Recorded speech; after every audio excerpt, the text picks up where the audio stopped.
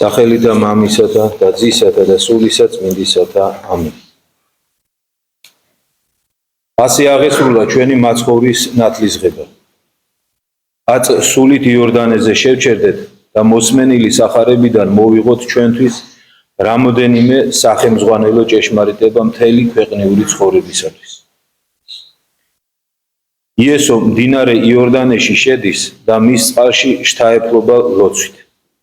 რასაკვირველი საქმეა, რა მყისიერია წყალში შთაფლობა, მაგრამ მაცხოვარმა ეს ქმედებაც არ აღასრულა ლოცვის გარეშე. დიახ, ჩვენი მაცხოვრის ცხოვრებაში ყველგან, ყოველ ვითარებაში ლოცვაა ბაგეებზე და გულში. იგი ილოცვიდა იორდანეზე, თაბორის მთაზეც, მოწაფეთა არჩევის წინ მთელი ღამე გაატარა ლოცვაში. ვნების წინ, ღამით გეცამანიის ბაღში, სისხლნარევი ოფლის წარმოდენამდე ლოცულობდა. გოლგოთაზე, ჯვარზე ვნებისას ასევე აღავლენდა ლოცვავედრებას თავის ზეციერი მამისადმი და თვით სიკვდილის ჟამცაც მამა ღმერთისადმი აღვლენილი ლოცვით განუტევა სულისთვის. ყოველივე მნიშვნელოვანი მაცხოვრის ქვეყნიურ ცხოვრებაში ლოცვათა შორის ახსნოდა. მას დაეშევიმეცნოთ ამით, თუ როგორ ესაჭიროება ქრისტიანს ლოცვა. ლოცვა არის საზრდო სულისათვის. ლოცვა იგივეა მისთვის, რაც ჰაერის ხეულისათვის. ლოცვის გარეშე ერთი ნაბიჯის გადადგმაც არ შეიძლება ქრისტიანისათვის. ლოცვის გარეშე მას ცოდვისმიერი ტყვეობა და შემდგომში სამარადისო დაღუპვა ემუქრება. მას ილოცე, ქრისტიანო, გიყვარდეს ლოცვა, რაც შეიძლება ხშირად იწურთე თავი მასში. უმაღლესი სიამოვნება ნახე ხოლმე ლოცვის ვედრებაში. რამდენ დროს ღუპავენ მრავალნი სრულიად ამაო, უსარგებლო საქმეებში, ცოდვიან შვება-სიამეებში. და ნუ თუ ეს დრო ლოცვა ვედრებისათვის დასადმობად არ უნდა გვემეტებოდეს. ცოდვიან სიამოვნებათაგან მხოლოდ მოწყენილობა და სიცარიე რჩება გულში.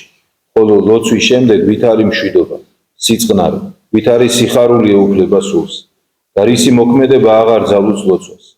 დიდია, არაჩვეულებრივად ძლიერია ლოცვის მოქმედება. მას რაც შეიძლება ხშირად ლოცულობდეთ, რაც შეიძლება მხურვალედ ვილოცვიდეთ და ჩვენი საკუთარი გამოცდილებით შევიტყობთ თუ რა არის ლოცვა. ევანგელი სახარებიდანვე დავინახეთ, რომ უფალ იესოზე მისი ნათლისღების ჟამს სულიწმინდა გარდამოვიდა. ყედის სახით მისი სიწმინდის ნიშნა.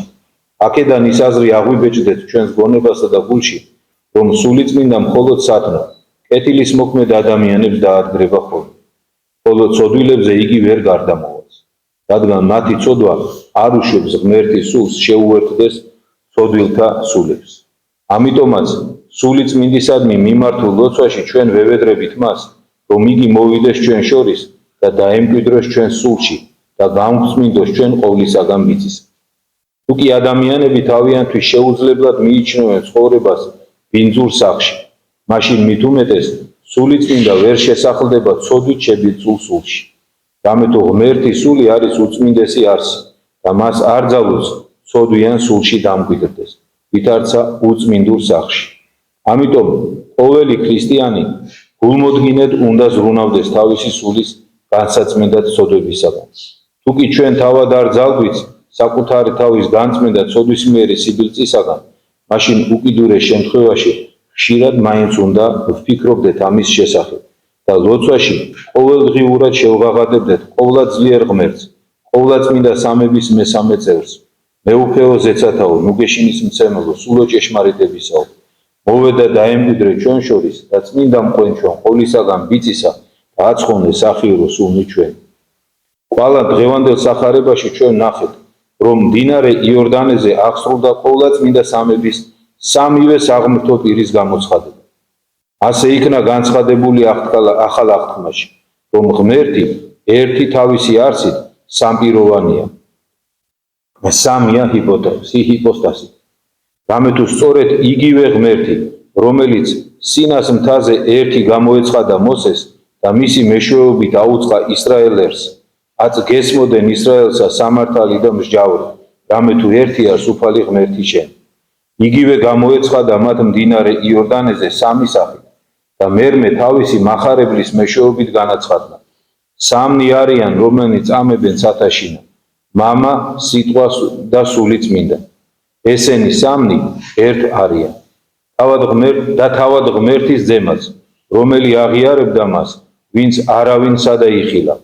ოდეს თავის მოციქულებს წარგზავნიდა მთელი მსოფლიოს მოსაქცევად, წყუდიადი და ნათლისაკენ, უბრძანა მათ, ყოველნი ხალხნი მოენათლათ სახელითა მამისათა და ძისათა და სულისა წმინდისათა. ამის შემდეგ ჩვენთვის განურჩეველი საქმე როდია. სულ ერთი როდია ერთ ღმერთს ვაღიარებთ თუ სამპიროვალს? არა. ყოვლადწმინდა სამების აღიარება, თაყვანისცემა და ქადაგება ეს არის ჩვენი უცვალებელი მოვალეობა. იმიტომ რომ სწორედ ესაა ჩვენი სარწმუნოების საფუძველთა საფუძველი, ჩვენი სასოების წინდი და ჩვენი სიყვარულის საგანი. მართალია ღმერთში სამი პირია, მაგრამ ისინი განუყოფელნი არიან ერთმანეთისაგან. წმინდა გრიგოლ ღვთისმეტყველი ასე გვასწავლის ამ ჭეშმარიტების შესახებ. როგორადაც შეუძლებელია რაიმე გაყოფა და დაშორიშორება გონებასა, აზრსა და სულს შორის, ასევე არანაირი განყოფისა და დაშორიშორების წარმოდგენა არ შეიძლება სულიწმინდას და მაცხოვარს და მამას შორის. თუ რითი განსხვავდებიან ერთმანეთისაგან ღმრთაების პირნი, ეს უკვე თვით მათი სახელწოდებებიდან ჩანს. მამა ღმერთი საღმრთო წერილის სწავლებით დასაბამია ძისა და სულისა. თავად მყოფი დაუსაბამოდ და უმიზეზოდ. ძე ღმერთი იშვება, მაგრამ თავად არ შობს და არ გამოავლენ სულიწმინდას. სულიწმინდა ღმერთი გამოვალს მამისაგან, მაგრამ არ იშვება და თავადაც ასევე არ შობს და არ გამოავლინებს. ამგვარად, განსხვავებულნი ერთურთისაგან ეს სამი საღმრთო პირი არის ერთი და იგივე ღმერთი. მამა არის ღმერთი, ძე არის ღმერთი და სულიწმინდა არის ღმერთი. მაგრამ ეს სამი ღმერთი კი არ არის, არამედ ერთი ღმრთაებაა. ასევე ასწავლის ღმერთის შესახებ გამომდინარე საღმრთო სიტყვიდან წმინდა ეკლესია. ასწავლის და არ ჰგონებს, რომ ნათქვამი სრულად და სავსებით გამოხატავს ღმრთაების არსებობის სახეს. იმიტომ რომ სწავლება წმინდა სამების შესახებ არის ჩვენთვის მიუწვდომელი საიდუმლო. ამრიგად, ბევრს ნულს ვეცდებით რაიმე ავხსნათ, არამედ უბრალოდ გვწამდეს. რამე თუ ეს სწავლება ადამიანთა მიერ კი არ არის მოგონილი, იგი ადამიანისგან კი არ მომდინარეობს, არამედ ღმერთისაგან და იგი თავად ღმერთმა გამოუცხადა ადამიანს. კიდევ ერთი შეგონება, დამოძღვრაც მივიღოთ აწინდელი სახარებიდან. ახსავს ეს სულითა და სიცოცხლით. დამოძღვრა მასზე, რომ უფლის ნათლისღებისა და ღვთის განცხადების ეს მოვლენა ჩვენ გვასწავლის შემდეგს. ცოდათაგან განწმენდა და ცხოვრება ადამიანისათვის შესაძლებელია მხოლოდ საღმრთო მადლის შეწევნით და იგი შთაგვინერგავს ჩვენ უსაზღვრო მადლიერების გრძნობას ჩვენი ცოდვით დაცემული ბუნების განმანათლებლისა და განწმენდისადმი. მან ჩვენმა უფალმა იესო ქრისტემ, რომელიც თავისი ადამიანური ბუნებით იყო სრულიად უცოდველი და ამიტომ არანაირი საჭიროება არ ჰქონდა ნათლისღებისა, მიიღო იგი, როცა სახარების სათა სასუფეველის ქადაგებას თავის მხსნელ საზოგადო მსახურებას იწყებდა, რათა სულიწმინდითა და თავისი საღმრთო ძალით განეწმინდა ნათლობის წყალნი ჩვენი განწმენდისა და განახლებისათვის. მაგრამ თუ გამოვიყენეთ ჯეროვნად და თუ შევინარჩუნეთ ეს უძვირფასესი შესამოსელი, რომლის შესახებაც ეკლესია ნათლისღების დღესასწაულზე შეგვახსენებს ამ სიტყვებით: რაოდენთა ქრისტეს მიერ ნათელ ვიღებიეს, ქრისტე შეგვიმოსიეს. აც ჩვენც მხილველნი ქრისტესი, რომელმან დაამორჩილა ნება თვისი თვით მონის ხატის მიღებამდე, დავემორჩილოთ მის ძლიერ ხელთ. სულით ავმაღლდეთ, რათა ნათლისღებას უზაკველი საქმეებით მივაგოთ პატივი. ცოდვიანი წყდიადი გარე განვაგდოთ და უბიწონი წავრუდგეთ მეუფეს, რომელი ყოველივეს განსცნეს თავისი საღმრთო მადლით. ამინ. გილოცავთ ნათლისღებას, ღმერთმა ინებოს, რომ მართლაც შევინარჩუნოთ ის ნათლის შესამოსელი, რომელიც თითოეულმა ჩვენთაგანმა ნათლისღების დროს მივიღეთ. იმიტომ ამთავრეს მხადაგებელი დღევანდელ თავის სიტყვას, რომ ამ შეკითხვით, რომ თუ ვინარჩუნებთ იმას, რასაც ვიღებთ. სამწუხაროდ უნდა ვაღიაროთ, რომ არ ვინარჩუნებთ. არამედ ყოველდღიურად შეურაცხყოფთ მას ჩვენი საქციელით. ეს იქნება ღვთისმცემისადმი დაუმორჩილებლობა, ურთიერთისადმი გაუტანლობა, უსიყვარულობა, თუ ასე შემდეგ და ასე შემდეგ, რა ჩამოთვლის. ახლა ჩვენს დანაშაულებს ღვთის წინაშე და ჩვენს დანაშაულებს საკუთარი, ესე ვთქვათ, იმ უბიწო შესამოსლის წინაშე, რომელიც ნათლისღებით მივიღეთ. აი რო კითხულობ ნათლისღების ლოცვებს, უსმენ. ისე არის დაწერილი, რომ ფიქრობ, კაცო, მე ნათელი ხო მივიღე და მე რატო არა ვარ ესე? არა და უსმენ და ხვდები, რომ განწმენდილი ხარ, ცოდვა დაამარცხა მაცხოვარმა და ასე შემდეგ და ასე შემდეგ. ცოდვის ბატონობა აღარ არის. მაგრამ ფიქრობ ადამიანი უნებურად, კაცო, როგორ არ არის? მე ხო მეც ხო ამ საზოგადოების წევრი ვარ, მეც თითქოს ნათელი ვიღე. აი თუ ეს აზრი გაგიჩნდება ადამიანს თავში, არ უნდა გავაჩვენოთ. ეს არის სინდისის ხმა. ეს არის ჩვენი ანგელოზის ხმა, რომელიც გეუბნება, რომ მიუხედავად იმისა, რომ შენ ამხელა პატივის ღირსი გახდი, შენ ეს პატივი შეურაცხავი, შენი ცხოვრება. ცოდვის ბატონობაა გაუქმებული, მაგრამ ჩვენი თავისუფალი ნება არ არის გაუქმებული. ჩვენი თავისუფალი ნებით ისევ შეგვიძლია კარგს ცუდი ვამჯობინოთ, სიმართლეს ტყუილი ვამჯობინოთ. და სამწუხაროდ ჩვენ აი ამ ჩვენი არჩევანით ისევ ნელ-ნელა უბრუნდებით ხოლმე იგივეს, საიდანაც ქრისტემ გამოგვიხსნა. და რითიც დავიწყე იმას დაუბრუნდები, თუ ეს ღრღნა გულში გაგვიჩნდა, რომ არა ვართ ის, როგორიც უნდა ვიყოთ, ეს უკვე ძალიან დიდი საქმეა. უბრალოდ არ გავაჩუმოთ ეს სინდისი და ყოველ ჯერზე უფრო მეტი ყურადღებით მოусმინოთ. ყოველ ჯერზე, როდესაც რაღაცაში გვამხელს, არ დავიწყოთ ბევრი ფიქრი. შევეცადოთ გამოვასწოროთ ის, რაშიც ჩვენი სინდისი გვამხელს. სინდისზე კარგი მსაჯული ადამიანს არ აყავს. სხვა ყველა მსაჯული გაჩერდება, სხვა ყველა მსაჯული დაიღლება. ერთხელ გირჩევს, ორჯერ, 100ჯერ, 1000ჯერ, ახლა ადამიანი რამდენჯერ გირჩევს. არა აქვს მნიშვნელობა ვინ იქნება ეს შენთვის. ადრე თუ გვიან ყველა დაიღლება, მაგრამ შენი სინდისი არასდროს არ ჩუმდება. რაც არ უნდა ვეცადოთ, ბოლომდე მაინც ვერ გავაჩუმებთ ალბათ. აი შევეცადოთ, რომ უსმინოთ. ყოველთვის გველაპარაკება ეს გამორიცხულია, რომ ესე არ იყოს. ყველა ჩვენთაგანს ვინც აგვდგევარ და ვინც არ გვგას. უბრალოდ რო გვეტყვის რაღაცას, შევეცადოთ მოусმინოთ და გავაკეთოთ ის, რასაც გვეუბნება. თუ ამას შევძლებ, მცირედ ჩვენი ძალების და შესაბამისად, აი ჩვენი პირველი შემოსილი ნათელი სამოსელი, რომელიც ნათლისღების დროს შევიმოსეთ, ისევ განიწმინდები. იმიტომ რომ უფალმა არც ერთი ჩვენთაგანი უიმედოდ არ დატო. ხომ შეეძლო უფალს ეთქვა, რომ მე მოვედი, განგწმინდეთ, გაგანთავისუფლეთ ცოდვისგან და ეხლა მიხედეთ თქვენ თავს, მაგრამ ასე არ დაგტოვა, ხო? მოგცა სინანული საიდუმლო და გითხრა, რომ თუ შესწოდავთ, თუ ისევ დასვრით ამ სამოსელს, შეინანეთ და მე ისევ გავწმინდა მას. ხო ფსალმუნში რო ამბობს, როგორც თოვლი ისე განვასპეტაკება. აი სისხლით შეღებივით რო იყოსო შენი ცოდვები დასრული, ესე ვთქვათ, სინდისი, როგორც თოვლს ისე განვასპეტაკება. თუ შენ სინანულს გამოთქვა. მაგრამ ეშმაკი აქაც ეჩრება ადამიანს გონებაში და ეუბნება, ეს ძალიან მუხთალ კითხვას უსვავს ადამიანს. ეუბნება, როდემდე, არ გსხვენია, რამდენჯერ?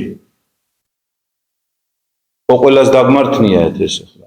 ყველას დაგმართია, რომ როდემდე სირცხვილია, კარგი რა. არ უნდა ალბათ, ეს არის ყველაზე ცუდი შეკითხვა, ესე ვთქვათ, ეშმაკს რაც შეუძლია ადამიანს დაუსვას და თუ ადამიანი ამაყია, ამ ხრიგს ეშმაკისას წამოეგება ხოლმე და იღუპავს თავს. იღუპავს თავს სიამაყით, სხვა არაფრით. მხოლოდ სიამაყით წამოეგება ადამიანი ეშმაკის ამ ხრიგს.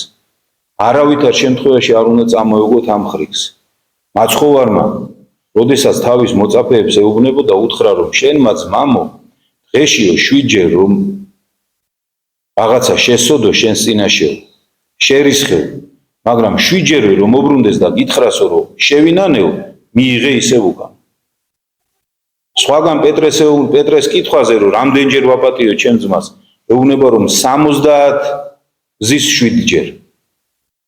წარმოიდგინეთ, ეს საზომი ღმერთმა დაგვიდო ჩვენ ადამიანებს ერთმანეთის მიტევების. ეს რას ნიშნავს? რამდენჯერაც შენი ძმა გაწყენინებს, უთხარი დატუქზე, მოვიდა გთხოვა პატიება მიიღე უკან გეუბნება. წარმოიდგინეთ, თუ ეს არის საზღვარი, ფაქტობრივად უსაზღვრო ადამიანებისთვის მიცემული ჩვენი უფლის იესო ქრისტეს მიერ. წარმოიდგინეთ, მისი მოწყალების საზღვარი რამხელა არის. და ეს ფიქრი რომ რამდენჯერ მე რამდენჯერ კიდევ გავმეორდები, აბსოლუტურად მიუღებელია ქრისტიანისთვის. ეს არის შეურაცხყოფა ჩვენი უფლის. ესე იგი უფალი გეუბნება რომ მოდი და მე შეკითხობ შენ. შენ ეუბნები რომ არა. ეს რას ნიშნავს? ამით რას ეუბნები? ამით შენ ხო უფალს მერთმა მაპატიოს თანასწორივით ელაპარაკებ. რომ მე შენი წყალობა არ მინდა. შენი წყალობა რა თმინდა მე თვითონ ვერ მიპატიებია ჩემი თავისთვის. ალბათ გიფიქრიათ ესე, ხო? ეს რამხელა სიამაყეა და რამხელა შეურაცხყოფა უფლის მსხვერპლის, წარმოიდგინეთ. როდესაც ადამიანი ფიქრობს რომ მას აღარ უნდა. ანუ იმდენად ამაყია, რომ უფალს ვერ უდრეკს თავის თავს. ესეთი ადამიანი გავს იუდას. ერთ-ერთი იუდა ესეთი ადამიანი. იუდამაც ამიტომ დაიღუპა საკუთარი თავი.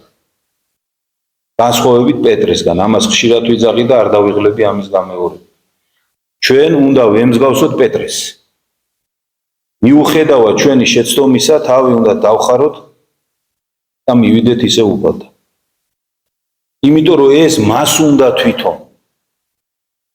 მან შეგვქმნა ჩვენ, არა იმისთვის რომ წარწყდეთ, არამედ იმისთვის რომ ცხონდეთ. მიზანი ჩვენი შესაქმისა ხომ ეს იყო. სხვა მიზანი ღმერთს ხო არ ქონია, ღმერთს რამეში ხომ არ ჭირდებოდა რომელიმე ჩვენთაგანის გაჩენა, ან საერთოდ მთელი სამყაროს გაჩენა.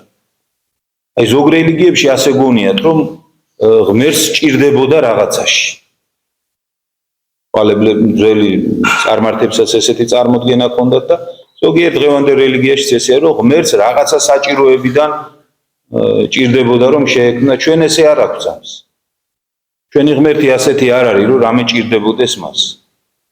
არაფერი არ ჭირდებოდა არასდროს და არ დაჭირდება არც მომავალში არაფერი. ყოვლად კმარია. მიზანი ერთადერთი მისი იყო სიყვარული. მას უნდოდა რომ თავისი სიყვარული გაეზიარებინა ჩვენთვის. ამისთვის შექმნა. და შენ როდესაც ამბობ რომ მე ეს არ მინდა, აბა დაფიქრდი, ყველას დიდი შეურაცხყოფა როდის მიგიღია ცხოვრებაში, როდესაც ადამიანს შენი სიყვარული და მეგობრობა არ უნდა. აი როდესაც შენ ყველაფერს აკეთებ ადამიანისთვის, გიყვარ და მისგან ხედავ რომ მას არ აინტერესებს ეს უბრალოდ. ან მისთვის სხვა რაღაცა იმდენად მნიშვნელოვანია, რომ ამ შენ სიყვარულს თელავს. ამაზე დიდი შეურაცხყოფა ჩვენთვის სხვა არაფერი არ არის ხოლმე. აბა დაფიქრდი. თუ ცხოვრებაში ესეთი გამოცდილება გქონიათ. და ადამიანი ასე ექცევა ღმერთს. წარმოიდგინეთ. იმ ღმერთს, რომელმაც თავი დაიმდაბლა კიდევ ერთხელ ვიმეორებ იქამდე, რომ მონის სახე მიიღო. თავმდაბლობა ჭეშმარიტად რა არის? ეს ღმერთმა გვანახა ჩვენ. ჭეშმარიტად თავმდაბალი ალბათ არ შემეშლება თუ ვიტყვი, მხოლოდ ღმერთია. აი ჭეშმარიტად თავმდაბალი არის მხოლოდ ღმერთი.